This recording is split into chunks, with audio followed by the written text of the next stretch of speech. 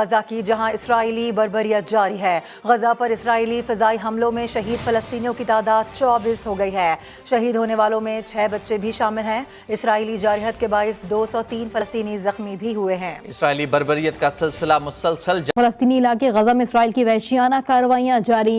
बमबारी से अब तक होने वाली शहादतों की तादाद 25 से तजावुज़ कर गई, जिनमें 6 बच्चे भी शामिल हैं। पाकिस्तान ने भी आलमी बरादरी से इसराइल की मज़ालिम रुकवाने का मुतालबा कर दिया।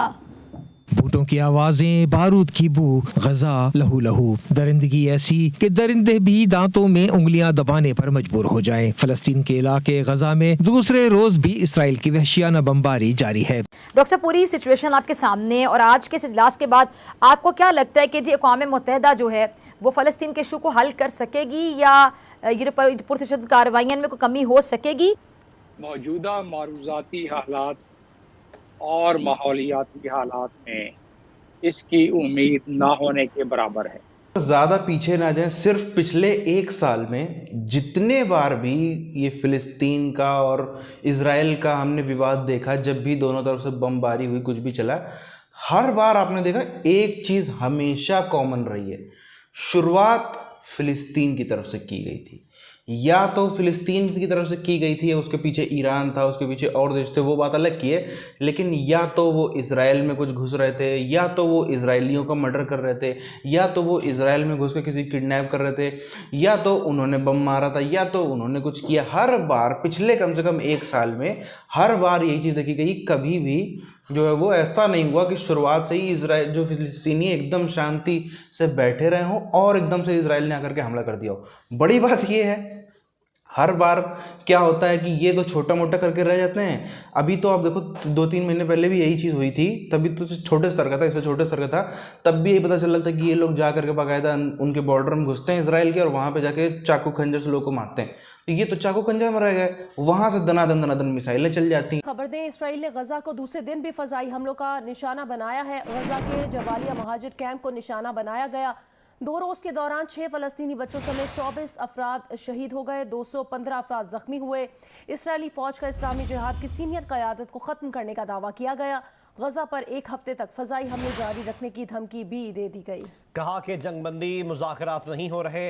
आज़ाद ज़राए से कमांडर खालिद मंसूर की शहादत की तस्दीक नहीं हो सकी। गजा की जहां इसराइली बर्बरियत जारी है। गजा पर इसराइली फ़िज़ाई हमलों में शहीद फ़लस्तीनियों की तादाद 24 हो गई है। शहीद होने वालों में 6 बच्चे भी शामिल हैं। इसराइली जारहत के बाइस 203 फ़लस्तीनी ज़ख्मी भी हुए हैं। इसराइली बर्बरियत का सिलसिला मुसलसल इजराइल ने गाजा पट्टी में मिसाइल अटैक कर नई जंग की शुरुआत कर दी है। हालांकि इस जंग की शुरुआत 120 साल पहले ही हो गई थी। मिसाइलों से हमला हुआ, एक बार नहीं, बार बार। एक तरफ से नहीं, 2 तरफा हुआ। एक ने वार किया तो दूसरे ने पलटवार। अगर वार पलटवार का सिलसिला ऐसे ही चला तो इसे नए युद्ध का मोर्चा बनने में देरी नहीं लगेगी। रूस और यूक्रेन के बीच जंग चल रही है। चीन और ताइवान के बीच युद्ध की आशंका बाद फ़लस्तीनियों के खिलाफ इसराइल की रियासती दहशतगर्दी की। इसराइल के जेट तैयारों ने गजा पर फिर बम बरसा दिए हैं। मासूम बच्ची समेत 15 फ़लस्तीनी शहीद और दर्जनों जख्मी हुए। शहदा में इस्लामिक जिहाद के कमांडर भी शामिल। इस्लामिक जिहाद ने जवाबी कार्रवाई करते हुए सहूनी रियासत पर 100 से ज़्यादा रॉकेट फायर किए। सहूनी फौज के दिफाई निज़ाम ने ज़्यादातर रॉकेट्स को रास्ते में ही तबाह कर दिया। धमाकों से दहशत फैल गई, हर तरफ धुएं के बादल छा गए। इसराइली हमले में इस्लामी जिहाद के लीडर तहसीरुल जाबरी भी शहीद हुए। इस्लामिक जिहाद की जवाबी कार्रवाई इसराइल पर 100 से ज़ायद रॉकेट दाग दिए। ज्यादातर आयरन डोम शील्ड ने रोक दी। फ़लस्तीनी इलाके गजा में इसराइल की वहशियाना कार्रवाइयाँ जारी। बमबारी से अब तक होने वाली शहादतों की तादाद 25 से तजावुज़ कर गई, जिनमें 6 बच्चे भी शामिल हैं। पाकिस्तान ने भी आलमी बरादरी से इसराइल की मज़ालिम रुकवाने का मुतालबा कर दिया। बूटों की आवाजें, बारूद की बू, गजा लहू लहू, दरिंदगी ऐसी कि दरिंदे भी दांतों में उंगलियां दबाने पर मजबूर हो जाएं। फलस्तीन के इलाके गजा में दूसरे रोज भी इसराइल की वहशियाना बमबारी जारी है। जख्मियों की तादाद भी 200 से जायद बताई जा रही है, जिनमें मुतादिद की हालत तशवीशनाक है। गाजा में इजरायली अटैक के खिलाफ इस्लामिक देश ईरान ने कहा हमलों की कीमत चुकाएगा इजराइल। इस्लामिक देश अब इजरायली अटैक के खिलाफ आ गए हैं। ईरान ने कहा हमलों की कीमत चुकाएगा इजराइल। पाकिस्तान, सऊदी अरब समेत कई देशों ने इन हमलों की निंदा की है। इजरायली हमलों के खिलाफ कौन कौन से इस्लामिक देश हैं ये हम आपको बताते हैं और वो इस्लामिक देश क्या कह रहे हैं। और ये कहा जा सकता है कि ईरान इन इस्लामिक देशों के इस पूरे विरोध को लीड कर रहा है। आप समझिए, सऊदी अरब, मिस्र, ईरान, संयुक्त अरब अमीरात, पाकिस्तान और कतर, ये वो देश हैं उनके पास पूरा पक्का इनपुट है कि इस्लामिक जिहाद ग्रुप उनके खिलाफ अटैक की प्लानिंग कर रहे हैं। उन्होंने दावा किया कि 2 जिहादी कमांडर्स को उन्होंने मार गिराया।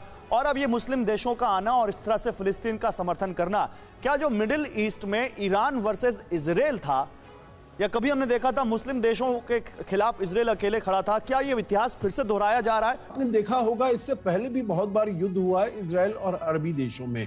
1956 में हुआ, 1967 में हुआ, 1973 में हुआ।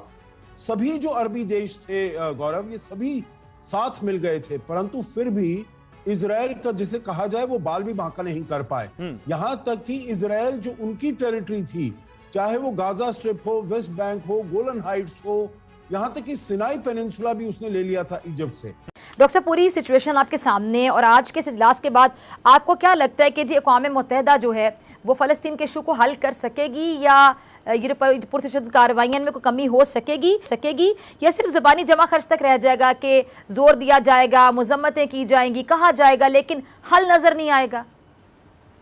मौजूदा मारूज़ाती हालात और माहौलियाती हालात में इसकी उम्मीद ना होने के बराबर है। तो वो जनरल असम्बली में उन्होंने अच्छी तकरीर की थी और ज़ाहिर है यही उनको करना चाहिए था। उसके अलावा तो ये मान लेना चाहिए, हमें ये जान लेना चाहिए कि हमारे बस में कुछ नहीं। आज के अखबार में आज के अखबार में सदर पाकिस्तान का बयान है जिसमें उन्होंने कहा है कि मुस्लिम ममालिक इतने कमज़ोर हैं कि वो इजराइल को के खिलाफ बास्तर नहीं हो सकते और इजराइल के खिलाफ इक़दाम नहीं कर सकते। तो एक चीज़ तो ज़ाहिर है एक बहुत बड़ा ये स्टेटमेंट है। सब एक और सवाल जो ज़हनों में गर्दिश करता है वो ये कि जी जो बाइडन ने गजा पर इसराइली बमबारी, इसके बाद चौथी बार इसराइली वज़ीर आज़म को टेलीफोन किया है और अमरीकी सदर ने जंग बंदी से मुतालिक सख्त मौक़िफ़ अपनाया है, लेकिन इसराइल अपनी हठधर्मी से बाज नहीं आ रहा है। तो अब इसका क्या मतलब समझा जाए कि क्या अमरीका का जो असर है इसराइल पर वो ख़त्म हो गया है, या फिर हम ये भी कह सकते हैं कि अमरीका ये जो इसराइल से जंग बंदी का मुतालिबा करे सिर्फ दुनिया को दिखाने के लिए करे, ड्रामा किया जा रहा है ये यरूशलेम में बिल्कुल हमारे अल-कुद्स के साथ। तो उस वक्त उन्होंने उस पे एतराज़ जिस अंदाज में करना चाहिए था नहीं किया, बल्कि अंदरून खाना मदद फरमा दी। और उसके बाद जो सिलसिला और जो न रुकने वाला सिलसिला बदस्तूर जारी है। इस बार इजराइल ने मिसाइल अटैक कर नए जंग की शुरुआत कर दी है। अब तक 4 बार भीषण लड़ाई हो चुकी है। युद्ध हुआ, रुका, फिर हुआ, लेकिन विवाद जस का तस बना हुआ। इलाके की हालत और वहां के जमीनी सच का पूरा अंदाजा लगाना आसान हो जाएगा। गाजा के इलाके में इजराइल के ताबड़तोड़ हमले को देखते हुए पूरी दुनिया सहम गई है, क्योंकि फिलिस्तीन और इजराइल का ये संघर्ष अब किसी बड़ी जंग के मुहाने की तरफ जाता दिखाई पड़ने लगा है। अगर हम देखें इजराइल का 70 सालों का जितना भी उसका इतिहास है, 70-80 सालों का, तब से एक चीज़ हमने देखी है कॉमन, हर बार ये जितने भी ये अरब कंट्रीज़ हैं, जितने भी ये ईरान से लेकर XYZ जितने भी हैं, सब जब भी कुछ भी होता है वही गीदड़ भपकियाँ खूब देते हैं कि अरे हम ये कर देंगे, हम इकट्ठे हो जाएंगे, हम इसको मार देंगे, हम ये कर देंगे, हम वो कर देंगे। कोशिश भी करी है, ऐसा भी नहीं कोशिश नहीं करी, सबने इकट्ठे होकर के भी हमला किया था, तब भी जा कर के इजराइल को एक भी युद्ध में पराजित नहीं कर पाए। मोसाद को तो खैर, मोसाद तो अलग ही लेवल की है, हम लोग देख सकते हैं मोसाद के पास में जितना भी हम लोग कह लें कि इजराइल इतना पावरफुल है, इतना ये टेक्नोलॉजी में उन्नत, ये वो, सच्चाई यही है। इजराइल के पास में अगर आप देखो कोई ज़मीन, कुछ बहुत उपजाऊ ज़मीन या कुछ बहुत वहाँ पे कुछ ऐसा कुछ खेती बाड़ी होती है, जैसे बांग्लादेश से कॉटन वॉटन खेती से उनकी इकोनॉमी चल रही है, ऐसा कुछ भी नहीं था। मतलब कि कुछ भी उनको पुश्तैनी वहाँ पर उस ज़मीन पर भी नहीं मिला। जब से पूरी दुनिया भर के यहूदियों ने इजराइल को बसाया करके, वहाँ पर उनको कुछ भी पुश्तैनी नहीं मिला कि वहाँ पर कुछ बहुत ज़्यादा ज़मीन हो, बहुत ज़्यादा पेट्रोल निकलता हो या कुछ सोना गड़ा हो, कुछ भी, मतलब XYZ की वहाँ से वो करके अपना रोज़गार चला लें। जो कुछ किया है इन इजराइलियों ने सब अपने मेहनत के दम पर सिर्फ और सिर्फ किया है। जितना छोटा एरिया है इजराइल, उस हिसाब से चाहे इनकी आप मोसाद का लेवल देख लो, चाहे इनकी टेक्नोलॉजी का लेवल देख लो, चाहे किसी भी चीज़ का आप देख लो, ये बहुत ऊपर है। बाकी सब देशों के पास में पैसे के हिसाब से, बल्कि आप देख लो बाकी पैसे के हिसाब से सऊदी हो, यूएई हो, बाकी सब कंट्रीज हो, ये सब बहुत ज़्यादा अमीर हैं। आज से नहीं, बहुत पहले से, जब से ये ऑयल बूम आया है तब से ही इन सब देशों के पास में बहुत ज़्यादा पैसा है इजराइल के मुकाबले। तब भी आप देख लो, वही बात है ना, जो बुद्धि है वो हमेशा जीतती है, धन के आगे भी, बल के आगे भी, चाहे आपके पास में कितने रिसोर्सेज हो, आपके पास में कितनी बड़ी ज़मीन हो। आप देख लो, एक तरीके से एक तरफ हमको सिर्फ इजराइल नज़र आता है, अब तो थोड़ा बहुत कहीं तुर्की से थोड़ा इनकी दोस्ती चल रही है, थोड़ा हम देखते हैं, कहीं सऊदी से हम देखते हैं कि थोड़ा बहुत इनके प्रेसिडेंट जाते हैं, वहाँ भव्य स्वागत होता है, वो अब हम देख रहे हैं मात्र पिछले 1 साल में। उसके पहले क्या था? उसके पहले तो एक तरफ इजराइल, उसके बनाम में 56-57 देश रहते थे, हमेशा का यही सिस्टम रहा है।